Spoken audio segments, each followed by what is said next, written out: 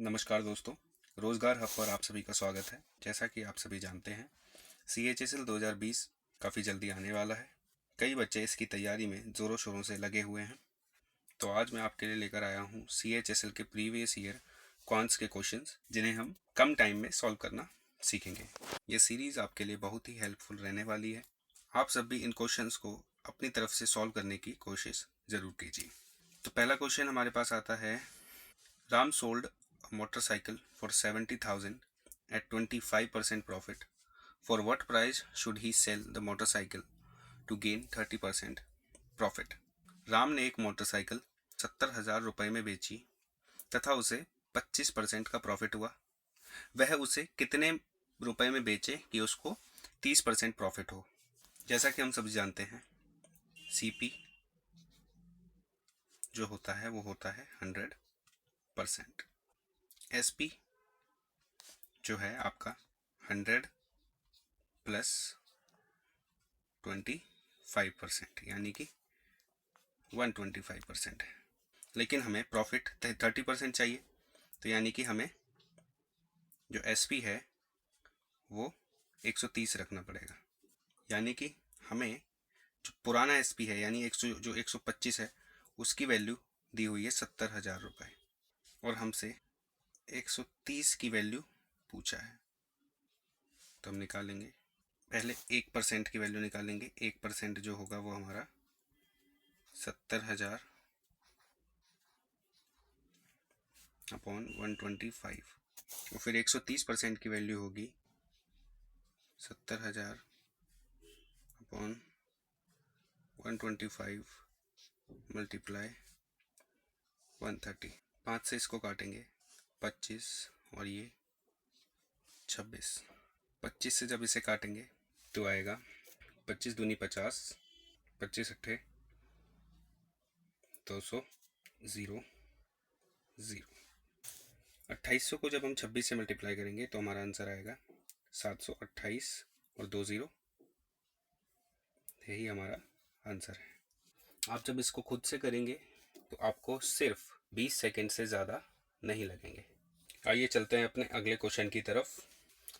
In the given figure BC is a chord and CD is a tangent through point C.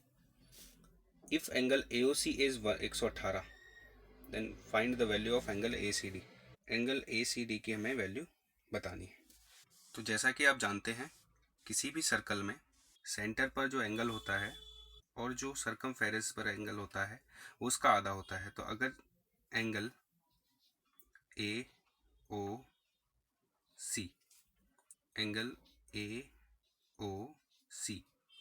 हमारा 118 degree है, तो angle ABC कितना होगा? ABC 59 degree होगा। और हम ये भी जानते हैं कि एंगल BAC, अगर कोई टेंजेंट C से होकर जाए तो ये वाला एंगल और ये एंगल आपस में इक्वल होते हैं। यानी कि मैं कह सकता हूँ कि angle ACD is equal to angle ABC। तो यानी कि ACD की वैल्यू कितनी आई? जो हमारी ABC की वैल्यू थी 59 डिग्री। यही हमारा आंसर है। तो चलते हैं अपने अगले क्वेश्चन की तरफ। The average age of 25 men is 28 years and 5 new men of an average age of 25 years joined them. Find average age of all the men together. 25 आदमी जिनकी औसत उम्र 28 साल है, 5 नए लोग आ जाते हैं जिनकी औसत उम्र 25 साल थी। तो अब उन 30 लोगों की औसत आयु बतानी है। पहले हमारे पास 25 लोग थे, 5 लोग और आ गए। इन 25 लोगों की एवरेज एज तो जो थी वो थी 28, इनकी है 25। मान लीजिए कि सभी की एवरेज एज जो थी वो 28 है। इसका मतलब क्या है? यानी ये जो जितने भी 25 लोग हैं इन सभी की एज 28 ही है। तो जब मैंने सबकी एज 28 मानी है, लेकिन इन 5 लोगों की एज कितनी है? 25। कितनी कम है? -3। कितने लोग हैं ये हैं 5 लोग। यानी कि जो औसतन आयु है वो कितनी कम है, 15 कम है, यानी कि ये जो एज का जो सम है वो ओवरऑल 15 कम है। तो अब ये जो 15 कम एज है वो मुझे उन 30 लोगों में बांटनी है। टोटल लोग कितने हैं, 30। तो जब 30 लोगों में ये 15 एज जब बांटेंगे तो हर एक के पास लगभग -0.5 एज जुड़ जाएगी। मैंने सभी की एज कितनी मानी थी, 28, लेकिन एक्चुअल में होनी कितनी चाहिए, -0.5 कम होनी चाहिए। तो यानी कि हमारा आंसर कितना आ जाएगा, 27.5। यही हमारा आंसर है। आइए चलते हैं अपने अगले क्वेश्चन की तरफ। The least value of 8 cosec square theta plus 25 sin square theta. इस तरीके के क्वेश्चन के लिए आपको एक फॉर्मूला याद रखना है, a sin square theta plus b cosec square theta. इसकी जो मिनिमम वैल्यू है वो होगी 2√ab, अगर a जो है वो b से बड़ा है, और इसकी मिनिमम वैल्यू होगी a प्लस b, अगर b जो है वो a से बड़ा है। आपको ये फॉर्मूला याद रखना है। चलिए देखते हैं इस क्वेश्चन को कैसे करेंगे। a sine square theta plus b cosec square theta. a जो है वो साइन स्क्वायर का कोफिशिएंट है, तो हम यहाँ पे साफ साफ देख सकते हैं कि a जो है वो b से बड़ा है, तो कौन सी कंडीशन लगेगी, 2√ab। तो रख दीजिए इसमें 2 रूट, a की वैल्यू कितनी है 25 और b की वैल्यू कितनी है 8। तो यानी कि हमारा आंसर कितना आया, 2√200। 200 में से 100 हम बाहर लिख लेंगे, और 100 को जब रूट से बाहर लिखेंगे तो वो 10 बन जाएगा, यानी कि 10 गुणा 2, अंदर सिर्फ √2 बचेगा। तो हमारा फाइनल आंसर कितना आया, 20√2। यही हमारा फाइनल आंसर है। चलिए नेक्स्ट क्वेश्चन की तरफ चलते हैं। Richard travels from A to B with a speed of 15 kilometre per hour, B to C 20 kilometre per hour, C to D 30 kilometre per hour. AB, BC और CD आपस में बराबर हैं, यानी कि उसने इक्वल डिस्टेंस चली है विद डिफरेंट स्पीड्स। तो आपसे एवरेज स्पीड पूछ रहा है। एवरेज स्पीड निकालने के लिए आप एक काम कीजिए कि डिस्टेंस को आप इक्वल ही मान लीजिए। मान लीजिए 3 डिस्टेंस हैं, ये A, ये B, ये C और ये D। AB जो है 15 किलोमीटर पर आवर की स्पीड से चला, BC 20 और CD 30 किलोमीटर पर आवर। आप जो डिस्टेंस मानेंगे, डिस्टेंस आप इन तीनों का एलसीएम ले लीजिए। एलसीएम कितना आएगा इनका, 60। तो हमने सारी डिस्टेंस 60 मान लेते हैं कि AB भी 60 है, BC भी 60 है और CD भी 60 है। तो आपको एवरेज स्पीड का फॉर्मूला तो पता ही है, होता है total distance upon total time. Total distance कितनी है हमारी, 180, 60 प्लस 60 प्लस 60। अब बताइए AB डिस्टेंस जाने में उसको टाइम कितना लगा, 60/50। 60 किलोमीटर जा रहा है 15 की स्पीड से, टाइम कितना लगेगा, 4 घंटे। यहाँ पर टाइम कितना लगेगा BC ट्रेवल करने में, 60/20 यानी कि 3 घंटे। और CD को ट्रेवल करने में कितना टाइम लगेगा, 2 घंटे।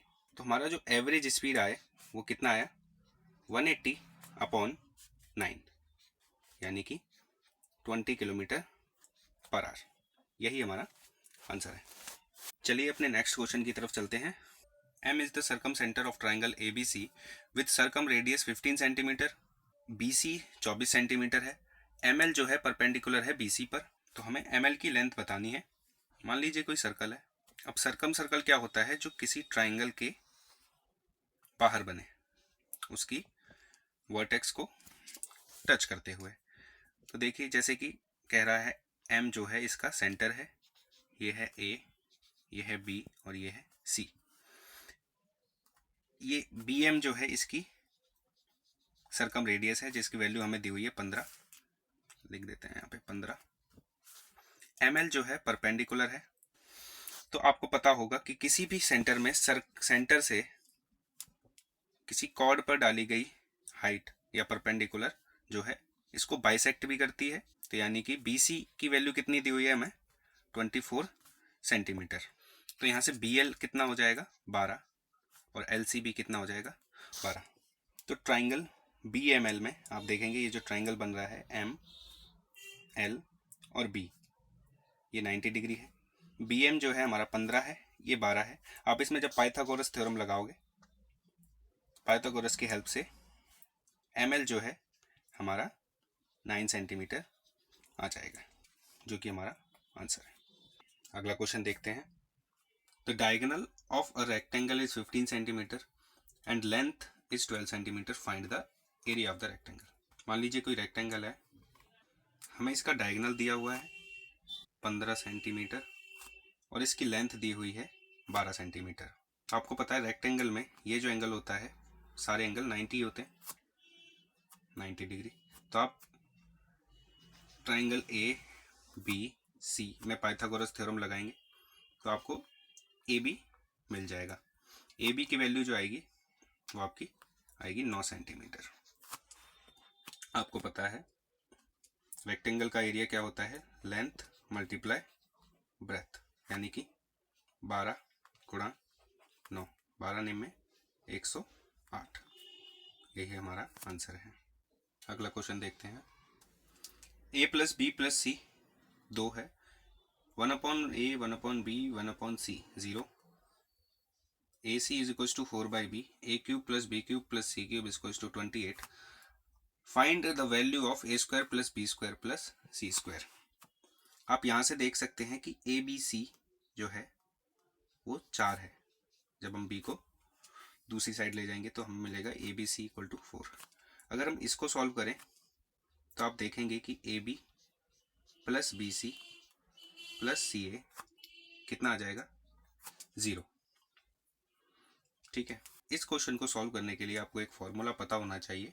A cube plus B cube plus C cube minus 3ABC equal होता है A plus B plus C bracket A square B square plus C square minus AB minus BC minus CA। हमारे पास सारी values given है, चलिए उनको put करते हैं। A cube plus B cube plus C cube की वैल्यू है हमारे पास 28, 3 माइनस 3ABC, ABC की वैल्यू हमारे पास थी 4, तो माइनस 3ABC कितना हो जाएगा 12, equal to A plus B plus C है हमारे पास 2, A square plus B square plus C square, इसकी वैल्यू तो हमें निकालनी है, minus AB minus BC minus CA। AB plus BC plus CA की वैल्यू कितनी है 0, तो यहाँ पे 0 पुट कर दिया। अब आप देखेंगे 28 में से 12 गए तो 16, और जो 2 है वो नीचे आएगा, 16/2 यानी कि 8। किसकी वैल्यू आई हमारे पास, A square plus B square plus C square की। यही हमसे पूछा था और यही हमारा आंसर है। अगला क्वेश्चन देखते हैं। 6300 रुपये डिवाइड किए गए XYZ में such that X ratio Y जो है वो 7/5 है और Y रेशियो Z जो है वो 4/3 है। तो आप देखेंगे कि पहले रेशियो में y की वैल्यू 5 है और दूसरे रेशियो में y की वैल्यू 4 है। तो हमें पहले y की वैल्यू को सेम करना पड़ेगा, तो हम इसको करेंगे 4 से मल्टीप्लाई और इस रेशियो को करेंगे 5 से मल्टीप्लाई। तो हमारे पास जो फाइनल रेशियो आएगा x रेशियो y वो होगा 28 रेशियो 20 और y रेशियो z का जो रेशियो आएगा वो आएगा 20 रेशियो 15। अब आप देख सकते हैं y की वैल्यू दोनों जगह सेम है, यानी कि x ratio y ratio z की जो वैल्यू है हमारे पास कितनी आई 28 रेशियो 20 रेशियो 15। जब आप इनको ऐड करोगे तो इसकी वैल्यू आएगी 63। तो टोटल रुपीज़ जो हमें दिए हुए हैं 63 की वैल्यू दी हुई है हमें 6300 रुपीज़। तो हमसे जो पूछ रहा है find the share of y का शेयर बताना है। तो y का शेयर रेशियो में कितना है 20। तो जब 63 की वैल्यू 6300 है तो 20 की वैल्यू कितनी है 2000, 20 की वैल्यू आएगी 2000। यही हमारा आंसर है। अगला क्वेश्चन देखते हैं। 15 men can complete a task in 10 days. In how many days 20 men complete the same task? 15 लोग किसी काम को 10 दिन में ख़त्म कर सकते हैं। 20 आदमी उसी काम को कितने दिनों में ख़त्म करेंगे? तो यहाँ पे हम टोटल वर्क जो होगा वो कितना होगा, मान लीजिए 15 मैन हैं, उन्होंने 10 दिन काम किया तो हमारा काम ख़त्म हो गया, जो कि किसके बराबर होना चाहिए? 20 आदमी जो होंगे वो उसको x डेज में ख़त्म करेंगे। तो आप यहाँ से m से m को काट सकते हैं। उसके बाद 10 से हमने 20 को काटा 2, तो x जो है आया हमारा 15/2 डेज, यानी कि 7.5 डेज।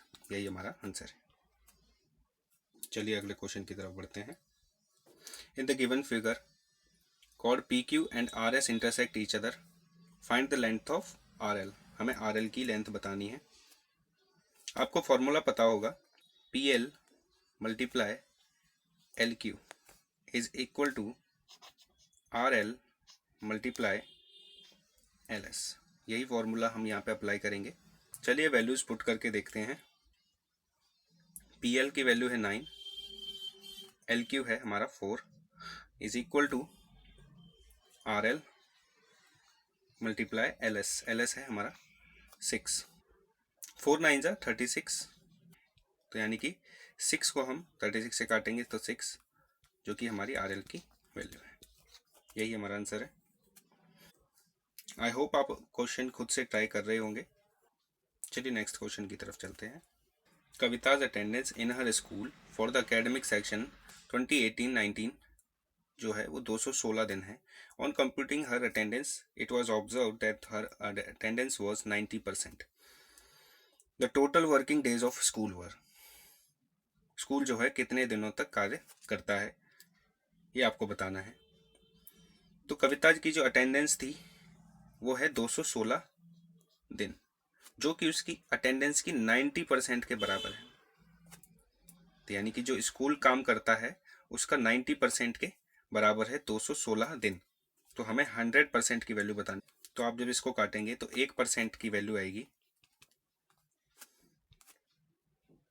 2.4 डेज।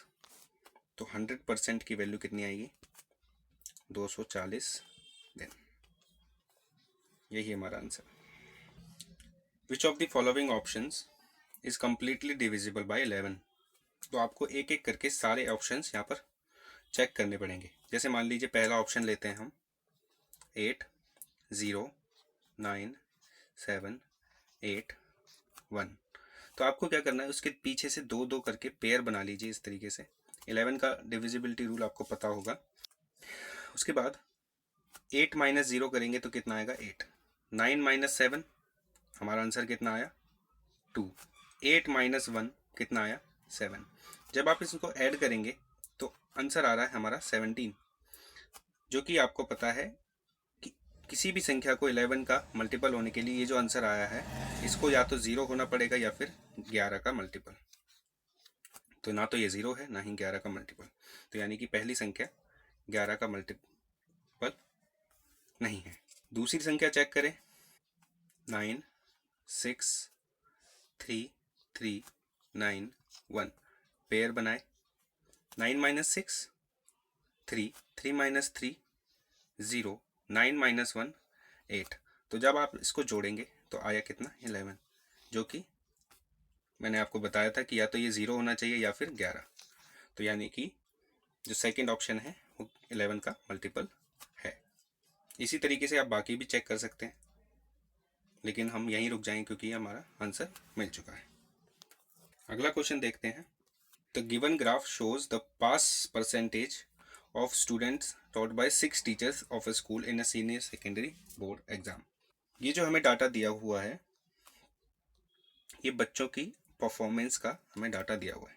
क्वेश्चन है, identify the teacher whose student have shown maximum improvement.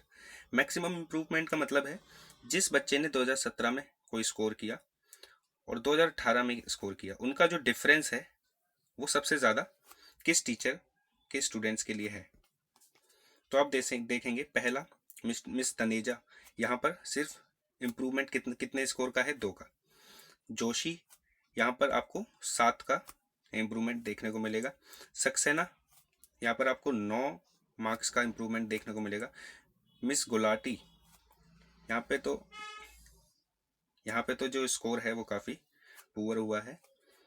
Doctor Kalra के लिए यहाँ पर 12 मार्क्स का इम्प्रूवमेंट मिला है और मिस मधु के स्कोर में इम्प्रूवमेंट नहीं है। तो सबसे ज़्यादा आप देखेंगे डॉक्टर कालरा के स्कोर में वृद्धि सबसे ज़्यादा हुई है। तो हमारा आंसर क्या आ जाएगा, डॉक्टर कालरा। चलिए देखते हैं अगला question. cos x minus y root 3/2। आपको पता है cos की वैल्यू रूट 3/2 किस एंगल पर होती है, वो है 30 डिग्री, यानी कि x माइनस वाई की वैल्यू कितनी है, 30। साइन x प्लस वाई कितना है, हाफ। साइन की वैल्यू 1/2 किस एंगल पर होती है, वो भी 30 डिग्री पर ही होती है। लेकिन आप देखेंगे कि x प्लस वाई और x माइनस वाई दोनों ही सेम तो नहीं हो सकते। तो आपको पता है साइन 180 माइनस थीटा भी साइन थीटा के बराबर होता है।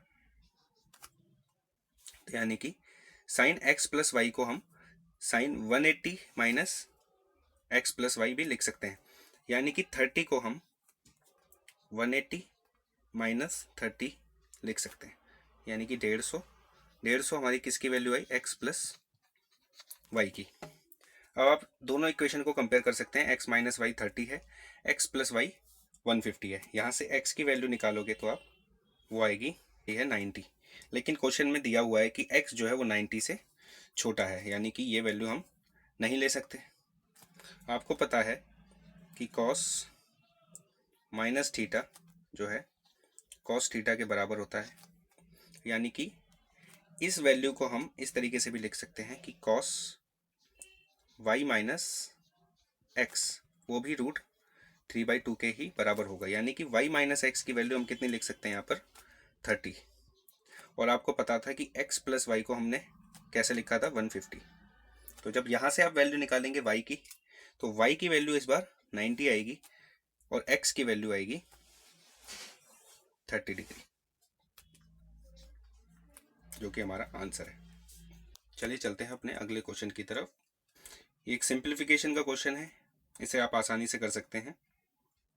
-15 plus 90 divided by 89 minus 9 multiply 8 plus bracket में 33 -3 मल्टीप्लाई 7 को हम लिख सकते हैं 21। आपको यहाँ पे कुछ नहीं करना, बोर्ड मास अप्लाई करना है। बोर्ड मास आपको बता देता हूँ, बोर्ड मास आपको पता ही होगा, बोर्ड मास आपको पता ही होगा, B से ब्रैकेट, O से ऑफ का मतलब भी मल्टीप्लाई ही होता है actually. D for division, M for multiplication, A for addition, S for subtraction. हमें इसी क्रम में आगे बढ़ना होता है। पहले हम ब्रैकेट को सॉल्व करेंगे। तो सबसे बड़ा ब्रैकेट है ये, उसके अंदर जी छोटा ब्रैकेट और उसके बाद ये वाला ब्रैकेट, इस ब्रैकेट को हम सॉल्व करेंगे। 33 माइनस 21 कितना आया हमारा, 12। तो जब यहाँ पे हम 12 लिख देंगे, इसमें मैंने यहाँ पे 12 लिख दिया इसको काट के। अब आप देख सकते हैं हमारे पास सिर्फ इतना रह गया, -15 प्लस 90 डिवाइडेड बाय 89 माइनस 9 8 जा 72 प्लस 12 कितना हो गया, 84। 89 माइनस 84 कितना आया, 5। तो अब क्वेश्चन सिर्फ इतना है, -15 प्लस 90 डिवाइडेड बाय 5। मुझे यहाँ पे थोड़ा मिटाना पड़ेगा कि 90 को जब 5 से डिवाइड करेंगे तो हमारा कितना आंसर आएगा, 18। तो -15 प्लस 18 कितना आया हमारा आंसर, 3। यही हमारा आंसर है। चलिए अगला क्वेश्चन देखते हैं। cot A is equal to K, then sine A की वैल्यू बतानी है। मान लीजिए कोई ट्राइंगल है, ये एंगल A है, तो cot A की वैल्यू आपको दी हुई है K। cot A आपको पता है क्या होता है, बेस अपॉन परपेंडिकुलर, यानी ये k हो गया और ये हो गया 1। तो जब आप पाइथागोरस से हाइपोटेनस की वैल्यू निकालोगे वो आएगी आपकी रूट k² प्लस 1। तो साइन ए आपको पता है क्या होता है, साइन ए होता है परपेंडिकुलर अपॉन हाइपोटेनस, यानी कि लंब बटे कर्ण। तो ये कितना आ जाएगा 1/1 k² प्लस 1, जो कि हमारा आंसर है। चलिए अगले क्वेश्चन की तरफ चलते हैं। cos theta plus sine theta upon cos theta minus sine theta जो है 8 दे रखा है। Find the value of cot theta. आप यहाँ पर CND लगा सकते हैं, CND यानी कंपेंडेंडो यानी डिविडेंडो, जो कि होता है, मान लीजिए कोई रेशियो है A/B और दे रखा है आपको C/D के बराबर। तो आप इसको कुछ इस तरीके से भी लिख सकते हैं, A+B/A-B इक्वल टू C+D/C-D। ये होता है कंपेंडेंडो एंड डिविडेंडो। यही रूल हम यहाँ पर अप्लाई करने वाले हैं। तो देखिए cos theta plus sine theta, इसमें जब हम denominator cos theta minus sine theta जोड़ेंगे और एक बार इसे घटाएंगे, cos plus sine minus cos minus sine. यही चीज़ हम दूसरी साइड भी करेंगे, 8 इज प्लस 1/8 माइनस 1। हमारे पास क्या बचा, साइन से साइन कैंसिल, इस cos से ये cos कैंसिल, तो हमारे पास 2 cos theta upon 2 sine theta जो बचा वो है 9/7। आप देखेंगे 2 से 2 कैंसिल, और cos theta upon sine theta क्या होता है, cot थीटा, जो कि हमारा कितना है 9/7। यही हमारा आंसर है। चलिए अगले क्वेश्चन की तरफ चलते हैं। List price of a bike is 15% more than it's cost price. It is sold at discount of 20%। Find dealers loss और प्रॉफिट परसेंटेज। किसी बाइक का अंकित मूल्य उसके क्रय मूल्य से 15% अधिक है तथा उसे 20% छूट पर बेच दिया जाता है, तो उसका लॉस या प्रॉफिट परसेंटेज आपको बताना है। यहाँ पे आपको एक फॉर्मूला पता होना चाहिए कि MP और CP का जो रेशियो होता है वो होता है 100 plus profit upon 100 minus discount.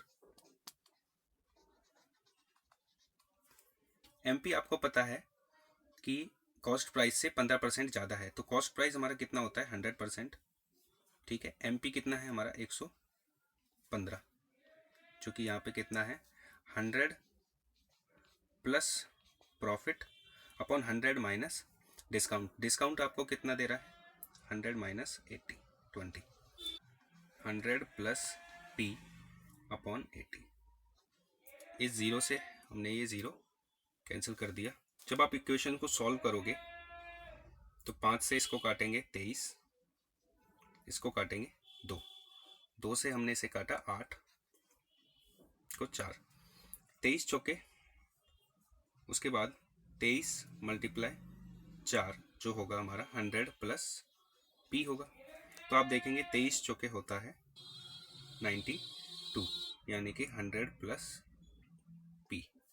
तो P जो आया हमारा वो आया -8। -8 का मतलब है वो प्रॉफिट नहीं था, एक्चुअली लॉस था। तो यानी कि हमें लॉस कितने का हुआ है 8% का। अगर ये पॉजिटिव आता तो ये प्रॉफिट होता, लेकिन आंसर हमारा नेगेटिव में आया है, यानी कि हमें लॉस हुआ है। आई होप आपको ये समझ में आया होगा। चलिए चलते हैं अपने अगले क्वेश्चन की तरफ। x minus 2y equal to 3, xy की वैल्यू 5 है, हमें x² माइनस 4y² निकालना है। आप इस क्वेश्चन में ये काफ़ी यहाँ पर काफ़ी छोटी वैल्यूज़ दी हुई हैं, तो आप वैल्यूज़ प्रेडिक्ट भी कर सकते हैं। xy जो है 5 है, x माइनस 2y 3 है, तो आप साफ देख सकते हैं कि x की वैल्यू 5 पुट कीजिए और y की वैल्यू 1 पुट कीजिए, तो देखो दोनों इक्वेशन हमारी सेटिस्फाई हो रही है। हमसे पूछ रहा है x² माइनस 4y², तो x² कितना हुआ 25 माइनस 4 वाई स्क्वायर यानी 1। 25 माइनस 4, हमारा आंसर आया 21। In how many years 3500 invested at the rate of 10%, simple interest amount 4500। 3500 रुपये कितने सालों में 10% की रेट से 4500 रुपये अमाउंट देंगे। 4500 रुपये हमारा मिश्र धन है, 3500 मूलधन है। तो यानी कि 3500 का अगर आप 10% निकालें तो आंसर हमारा आएगा 350 रुपये। यानी कि एक साल में जो ब्याज मिलता है वो है 350 रुपये। लेकिन हमें ब्याज एक्चुअली कितना मिला है, हमें जो ब्याज मिला है वो है 1000 रुपये। तो 1000 रुपये जब हमें एक साल में 350 रुपये मिलते हैं तो 1000 रुपये ब्याज लेने के लिए कितना समय लगेगा। आप यहाँ पे इसको 350 रुपये से डिवाइड कर दीजिए, क्योंकि एक साल में 350 रुपये मिल रहे हैं लेकिन हमें ब्याज टोटल मिल रहा है 1000 रुपये। तो टाइम कितना लगा होगा, आप 0 से 0 को काट दीजिए। 35 दूनी 70, 30 बचा 30/35। जब इसको काटेंगे आप तो 6/7 आंसर। तो हमारा आंसर कितना आया 2 6/7। तो आज के लिए हम इतने ही क्वेश्चन करेंगे। अगली वीडियो में हम इसी तरह प्रीवियस ईयर क्वेश्चन करेंगे जो कि आपके लिए बहुत ही हेल्पफुल हो सकते हैं। अगर आप हमारे चैनल पर नए हैं तो हमारे चैनल को सब्सक्राइब कीजिए, बेल आइकन दबाइए ताकि अगली वीडियो जब भी आए आपसे मिस ना हो। वीडियो आपको अच्छा लगा हो तो वीडियो को लाइक कीजिए और शेयर कीजिए। धन्यवाद।